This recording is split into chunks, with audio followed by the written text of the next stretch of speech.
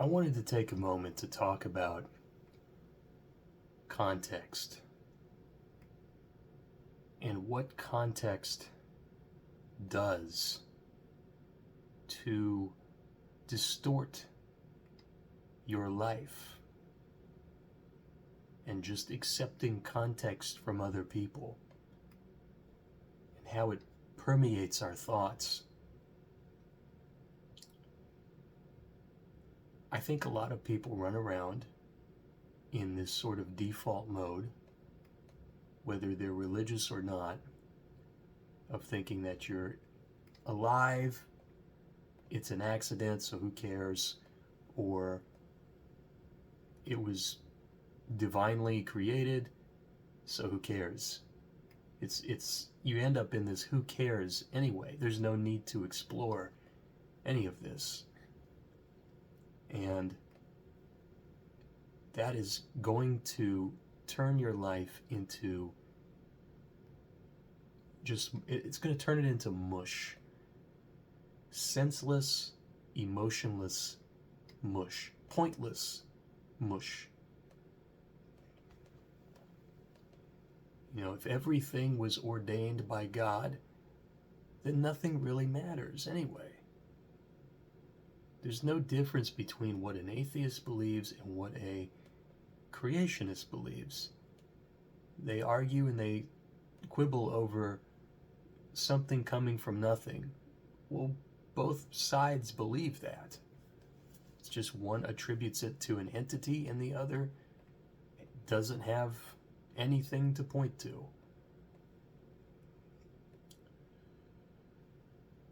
But to focus in on this context idea. With context given to you by others, you have no reason to explore. And you are told what is important and what's not important. And you are told how to interpret certain things. That's what religion is. It's an interpretation of someone's writing from a long time ago.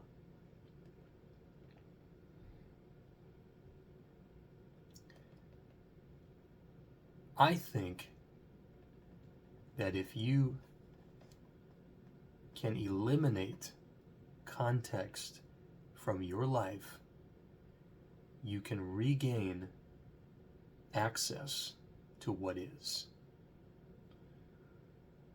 Because at the end of the day, the only thing that really matters is what is. Now, we can't know for certain what is.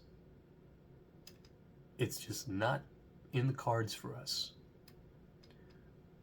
But we do have senses, and we do have an internal sense that is very sensitive, that other creatures don't seem to really have to the degree that we do. This richness of emotion.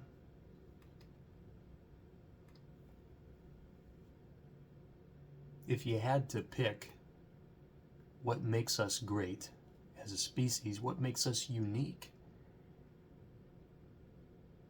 it's not our intelligence. I don't think our intelligence means anything. Our ability to look at the world and react to it is exactly what any other animal can do. It doesn't require anything special. You know, if you put animals on a long enough timeline, they will probably all eventually get to a point where they are so responsive to the world that they have intelligence. It just requires a sensitivity to what's out there. But we have something else. We are sensitive to something which we cannot see.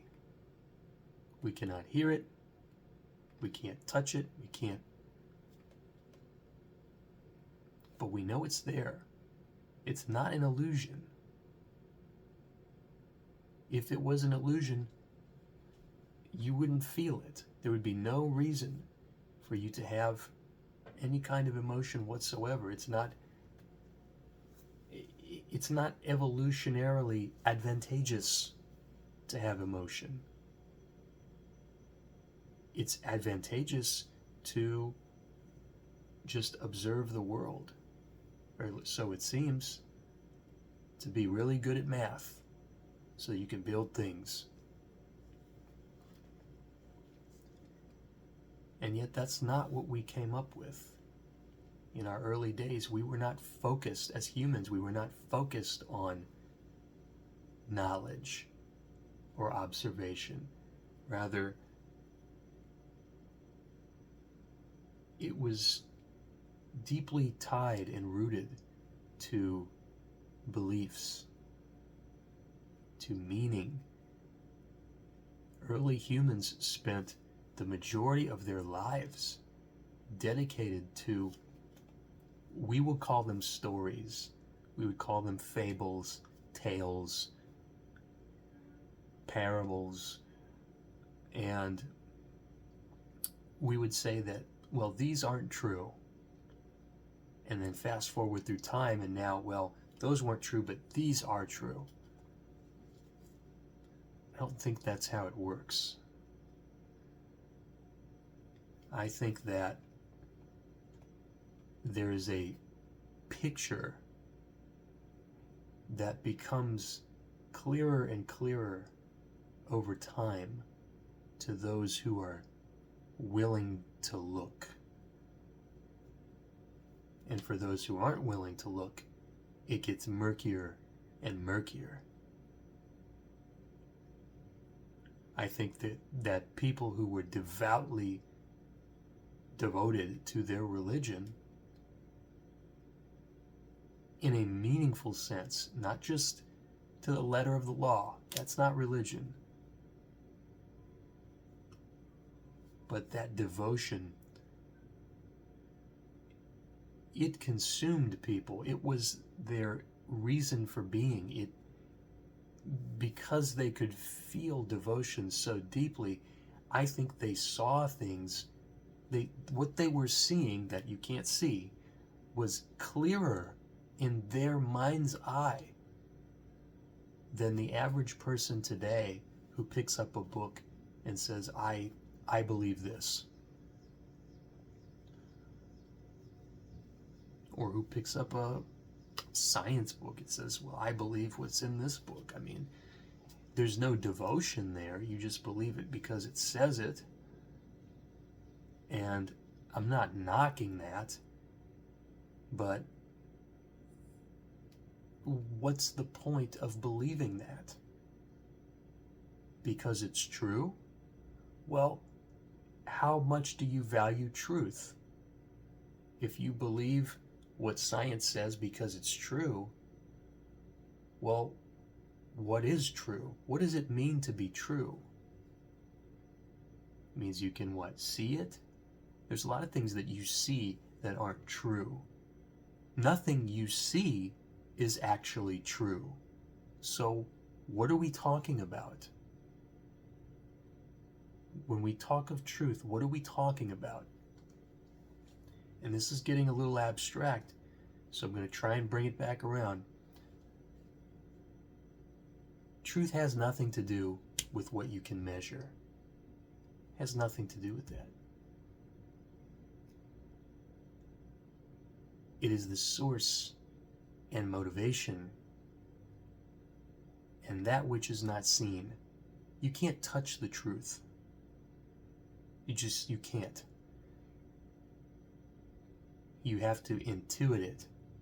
And if you are hyper-focused on trying to know the truth by looking out there, you're going to be let down. Because it's always changing. And it never quite gets there. And it's never satisfying either. In fact, it never quite gets there, but even if you follow that path, let's say you did get there, Then what? You get to the smallest atom, the smallest quantum particle. Okay, now what? Okay, you found the truth. Now what? It's a prison. That is a prison. You are trying to dig to the bottom of a prison to get to the hard concrete at the bottom. What's the point? Truth is, in a sense, an intuition. It is a feeling, and this, if we follow this thread, okay, this is where life comes in. And this is where the richness of life becomes apparent. But you can't really get there in the frame of all these contexts. And I say it respectfully because there are, Buddhist practitioners that are very devout. There are Christians that are very devout, Muslims that are very devout, Hindus that are very devout, atheists that are very devout. Following these paths, thinking that this will get you to the truth. If you just do this, this will get you to the truth. I think cheapens the fact of the matter. It cheapens the fruit that you are looking for. I'm not saying it doesn't work, but I'm saying that this is your journey. This is your journey. You are here to figure this out. And if it was given to you, reject it. If it was given to you, start by rejecting it and saying, let me try and figure this out. Maybe you have to start a little bit here, start a little bit there. It's up to you. And if you go around believing what these religions teach in the afterlife and all these dimensions and all this kind of stuff, that's fine. But now you're limiting your experience because you're trying to search for a specific thing out there when you don't even know that it's there.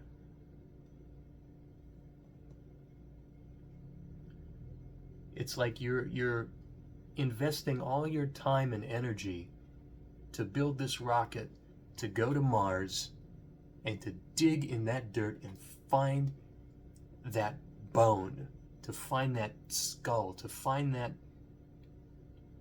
evidence of life.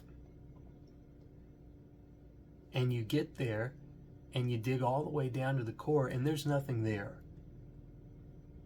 Well, you've just spent how much of your life dedicated to this pursuit of something that you were told exists, but you had no reason to believe it. You would have been much better off taking a step back and decontextualizing what you believe, refreshing the world, refreshing your perspective.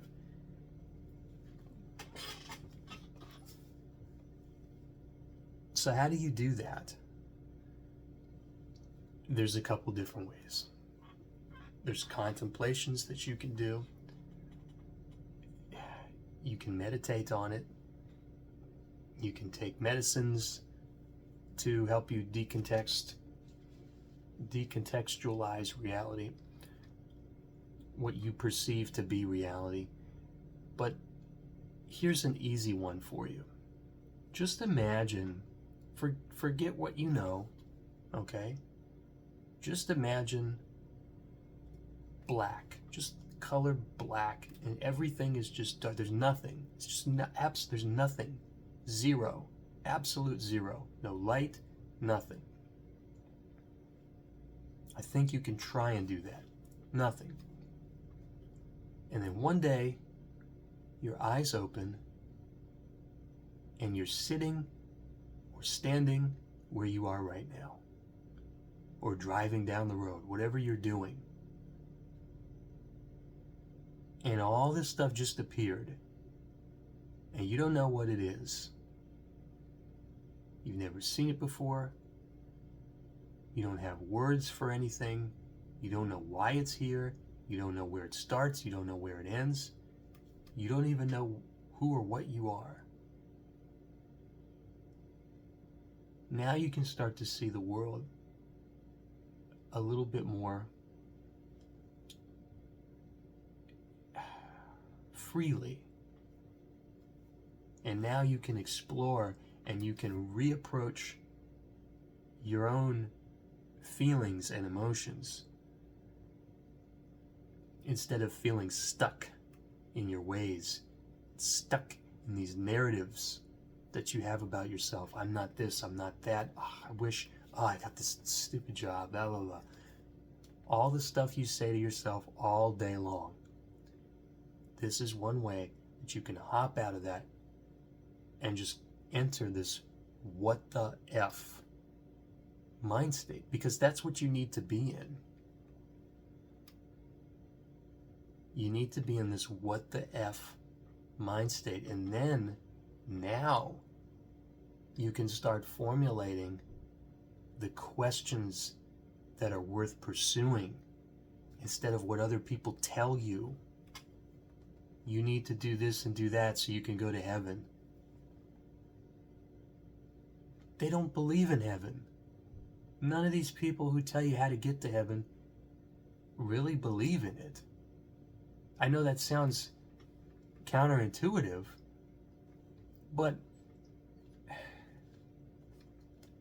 and I don't mean to be disrespectful, but if you're describing this set path to go from point A to point B, and you haven't been there, you really don't have that much business talking about it.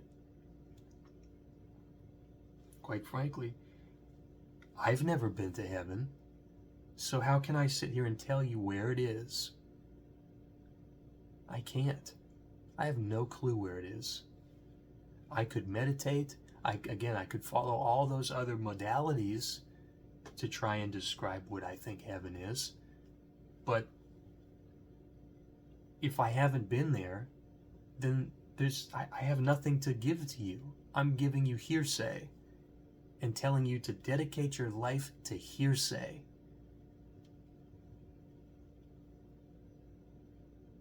There's something about that rubs me the wrong way. Now, in my experience, all I know is this. This. So what I can say to you is that this is all there is. This is actually everything there is. It came seemingly from nothing. And this is it. There is nothing else. See, you need to dive deep into this, not into the next life, not into abstract ideas and methods and systems and all this, I don't want to say nonsense, but if you're just going through the motions, it is nonsense. You're better off treating what's right in front of you and all around you as the fact that this is all there is. And examine the things that you do have access to. Yes, you have sight, you have sound, you have taste, you have touch, you have smell, and you also have the mind, and you also have this thing that you carry with you all the time, your feelings. And you should dig deep to figure out where these things come from. And is there more? Because this is what you are capable of knowing this. You can't actually see what's out there. You see what you're programmed to see. You see what reality wants you to see, because this is a collaborative effort. You were created from the materials of the universe. Somehow, all of this just came together to construct you with these observational tools. And yes, science can say whatever it wants. It's chemicals, it's this and it's that. But what's the point of the chemicals? They never get to the why. They only get to the how. The how doesn't tell you anything. Follow what you know. Don't worry about religion. Don't worry about anything else. Follow what you know and go as deeply as you can into what you know and find out how much you know is true and reflective of reality, and how much you can intuitively know. And this is where I think things can get very fulfilling for you, which is that you are capable of knowing more than what you can touch, more than what you can see. Your mind and your heart together are very powerful. And if any of these religions or any of these teachings are true, okay,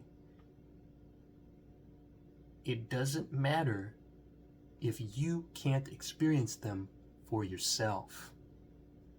It doesn't matter. And so you should treat it like it doesn't exist. Not that you don't believe it, or that you can't believe it, or that you're firm in your conviction that there is nothing and nothing matters. But be firm in your conviction that you can examine the world. You might not know. You might not be able to know. And that's a great thing. I like not knowing. I love it. Knowing is the source of my pain, and it's probably the source of a lot of people's pain. When you know that there's no reason to live, or that you're unsuccessful, or you know that you have all this pain, and you know that things are just never going to work out, that's not a good thing. That's not something you should hold on to, because there's no part of that that's real.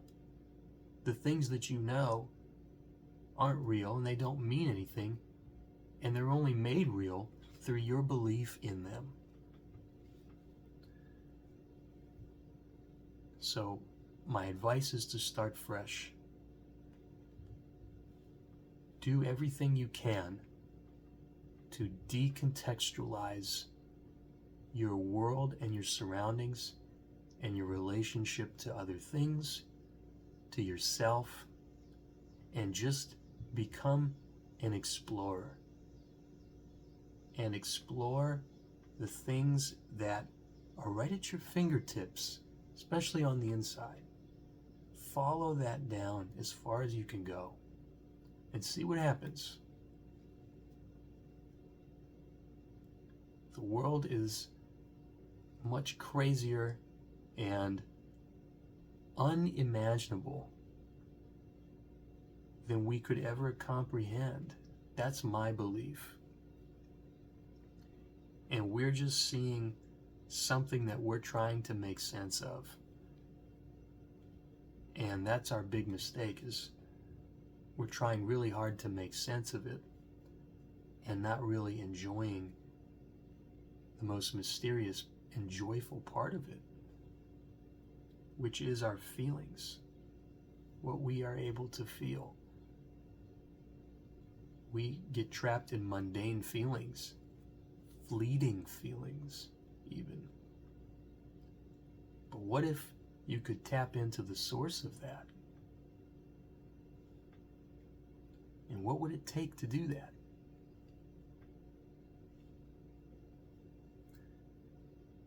That might be my recommendation for you. It's certainly done a lot for me. Thanks for watching.